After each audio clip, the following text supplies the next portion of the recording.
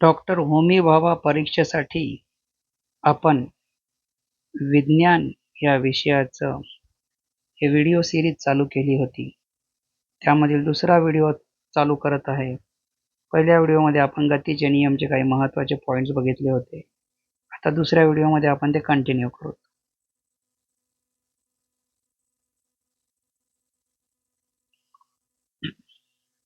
गतिविषयक समीकरणे.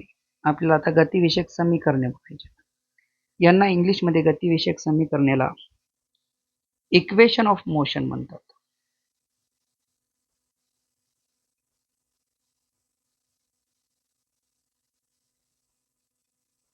वस्तूची गती एक रेषीय व त्वरण एक समान असताना. तर बघा या इक्वेशनचे दोन प्रकार असतात. एक तर वस्तूची गती एक समान नसताना किंवा वस्तूची गती एक समान असताना. बघा आता काय, पहिलं इक्वेशन आहे v is equal to u plus at. ह्याच्यामध्ये v जे असते v ते असते फायनल वेलोसिटी.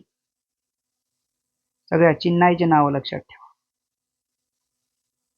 u जे असते ते असते इनिशियल वेलोसिटी. इनिशियल म्हणजे सुरुवातीला.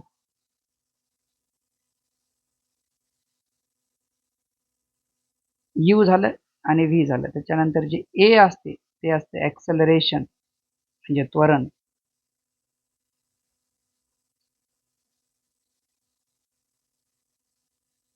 आणि t जे असते ते असते टाइम. आणि s जे आहे ते असते विस्थापन म्हणजे डिस्प्लेसमेंट.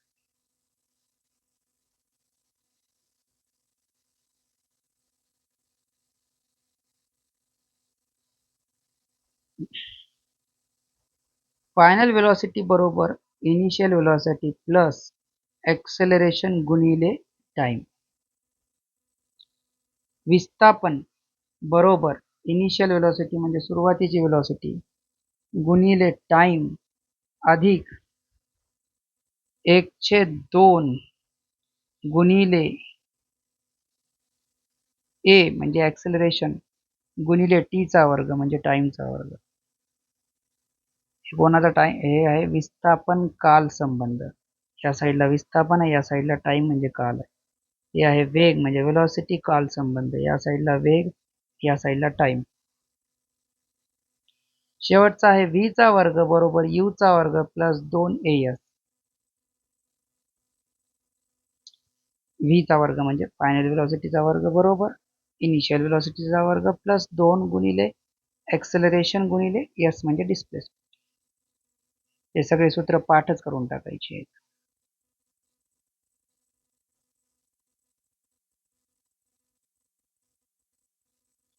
पुढचं आहे एक समान वर्तुळाकार गती. जसं पंखा फिरते बघा, काही पण गोल फिरत असेल तर त्याला वर्तुळाकार गती म्हणतात.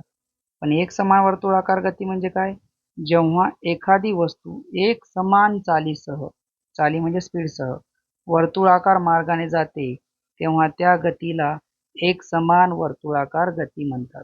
म्हणजे स्पीड बदलायला नाही पाहिजे, स्पीड सेम पाहिजे आणि वस्तू गोल फिरायला पाहिजे. तिला म्हणतात एक समान वर्तुळाकार गती.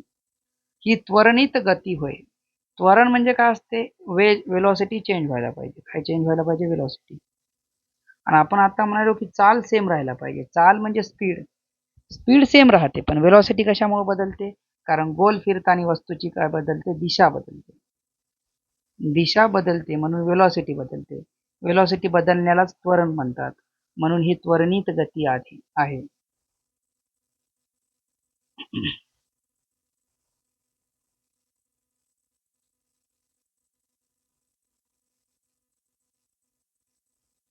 वर्तुळाकार गतीमध्ये गतिमान असलेली वस्तू टी कालावधीत आपल्या मूळ स्थानी परत येत असेल तर वस्तूची चाल काढण्याचे सूत्र खालीलप्रमाणे आहे.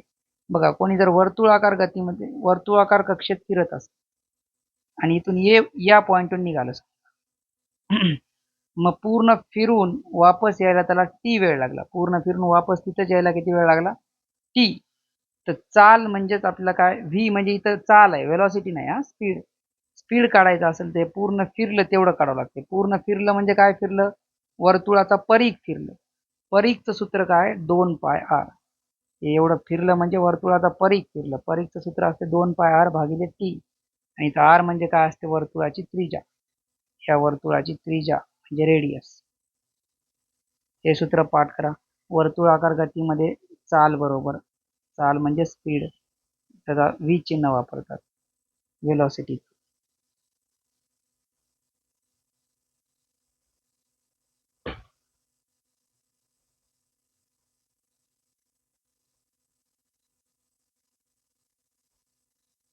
वर्तुळाकार दिशेने फिरत असलेल्या वस्तूच्या गतीची दिशा म्हणजेच वस्तू त्या क्षणी ज्या स्थितीत असेल त्या बिंदूच्या वर्तुळाकार मार्गाकडे काढलेल्या स्पर्शिकेची दिशा असेल किंवा वर्तुळाकार वस्तूच्या त्रिज्येला लंब असलेल्या स्पर्शिकेची दिशा असेल. याचा अर्थ काय? दिशा बघा, वेलॉसिटीची दिशा कशी काढतो इकडे बघा. ही जर गोल फिरायली एखादी वस्तू गोल, त्या गोलची रेडियस किती आहे? r आहे. वस्तू जर इथं असेल तर इथून अशी एक टच होणारी रेषा काढायची, हिला स्पर्शिका म्हणतात. आणि ही स्पर्शिका ज्या दिशेने आहे ही वस्तूची दिशा झाली. या इथल्या वस्तूच्या वेलॉसिटीची दिशा.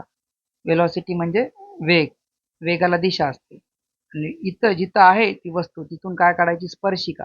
आणि स्पर्शिकेला असा बाण मारायचा. स्पर्शिकेची दिशा म्हणजे या वस्तूच्या वेलॉसिटीची दिशा. आणि ती या त्रिज्येला लंब असते म्हणजे इथं 90चा अँगल करते. त्रिज्येला लंब असते म्हणजे 90चा अँगल करते. आता बघा, वस्तू समजा इथं असेल, वस्तू इथं आहे समजा, इथं इथून अशी फिरायली अशी, तर बघा इथून काय करायची? एक स्पर्शिका काढायची अशी आणि त्रिज्या अशी काढायची. हे इथं 90चा अँगल असतो आणि वेलॉसिटी अशी या साईड.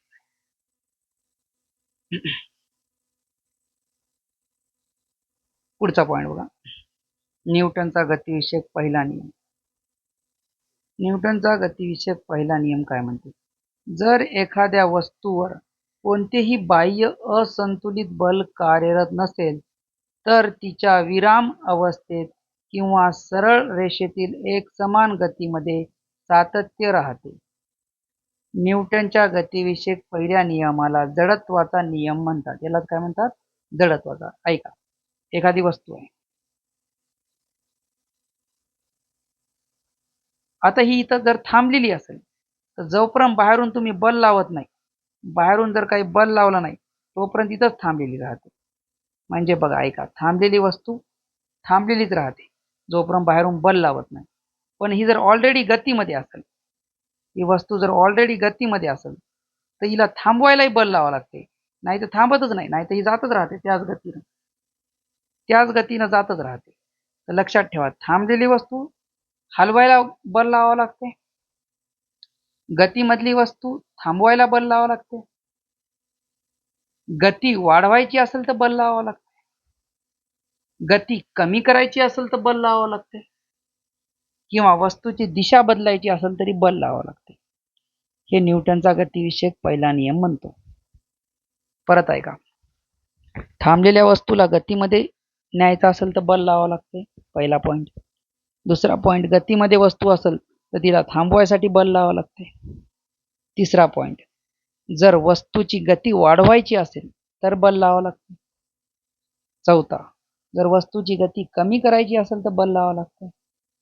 पाचवा, वस्तूची दिशा बदलायची असेल तरी पण बल लावावं लागतं. आणि यालाच वस्तूचा काय म्हणतात? जडत्वाचा नियम. हे झाले 17 पर्यंत पॉइंट, हे लिहून घ्यायचे. आणि आता याच्यानंतर मी काही छोटे छोटे MCQ प्रश्न देणार आहे, त्यांचे सगळ्यांचे उत्तर तुम्ही कमेंट बॉक्समध्ये द्यायचे खाली. चला, आता आपलं हे पहिलं पेज झालेलं आहे. 17 त्याच्यामध्ये पॉइंट कव्हर झालेले आहेत. आता मी काही प्रश्न तुम्हाला देतोय, ते प्रश्नांचे उत्तर प्रत्येक नंबर 1 टाकायचा खाली कमेंट बॉक्समध्ये आणि उत्तर टाकायचं. म्हणजे प्रश्न पहिल्याचं B, दुसऱ्याचं C असं तुमचे आन्सर की तयार केल्यासारखं तयार करायचं. जसं बघा पहिला प्रश्न काय, गतीला इंग्रजीमध्ये काय म्हणतात? त्याचं उत्तर मी देऊन दाखवतो. जसं कमेंटमध्ये खाली काय टाकायचं, कमेंटमध्ये टाकायचं क्वेश्चन 1, त्याच्या पुढे डॉट ठेवून काय टाकायचं, क्वेश्चन 1चं उत्तर. गतीला इंग्लिशमध्ये काय म्हणतात? मोशन. तर ते ऑप्शन नंबर किती आहे? बी. त्याच्यानंतर असं खाली कमेंट करायची क्वेश्चन 2, डॉट द्यायचा आणि मग त्याचं उत्तर द्यायचं. दुसरा प्रश्न,